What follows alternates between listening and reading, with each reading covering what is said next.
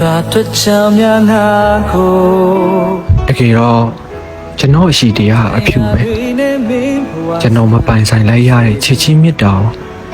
တခြားတယောက်ကပိုင်ဆိုင်သွားပြီဆိုရင်လေကျွန်တော်ငြိမ်သက်ပေးလိုက်မှာအတန်တိတ်ပေးလိုက်မှာတယောက်ယောက်ကိုချစ်ပြတယ်ဆိုတဲ့စကားတွေထက်ကျွန်တော်မြတ်တာတရားပိုးပြီးတတ်နိုင်ခြင်းတယ်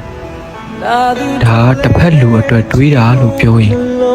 ကျွန်တော်ညာတာပါကျွန်တော်ရဲ့ချစ်ချင်းမြတ်တာပေါ်ထားတဲ့အရှိတရားလေးကိုပိုးပြီးဖြူဖြူစင်စင်ထားပေးလိုက်တာဘဝမှာလူတယောက်ကိုချစ်ခဲ့တဲ့တန်ဖိုးကဒီထက်ပိုပြီးကြီးကျယ်ခမ်းနားပါတယ်လို့ကိုယ့်ကိုယ်ယုံကြည်ခြင်းနဲ့ကျွန်တော်ချစ်ချင်းကြောင့်တစုံတစ်ယောက်ရဲ့နေ့စဉ်ဘဝမှာလွယ်မြတ်တစ်ပင်လုံးဆေးပတ်ဝင်သွားမယ်ဆိုရင်လေကောင်းတာပါပဲသူရှင်တန်ရာလေထုပတ်ဝန်းကျင်နဲ့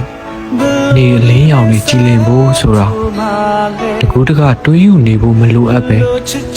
ကျွန်တော်တောင်းဖြစ်နေကြစုတွေပါကျွန်တော်ကတော့အတန်မြေမှာမဟုတ်ဘူးအယုတ်အထည်လည်းပြောင်းမှာမဟုတ်ဘူးအနောက်ရှက်ဖြစ်စေမဲ့အရာဆိုဝေးရောပေါ့ခြေခွဲတာပဲဖြစ်ဖြစ်ပောက်ခွဲတာပဲဖြစ်ဖြစ်တမင်ဟန်ဆောင်ပြရတဲ့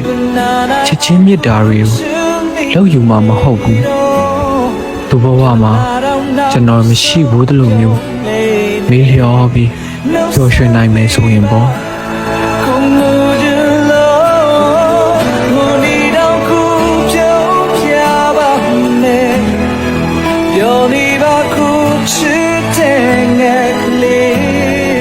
ရှင်ပြေသွားအောင်ကိုယ့်ရဲ့သေးကိုခွဲပေးလိုက်ပါတယ်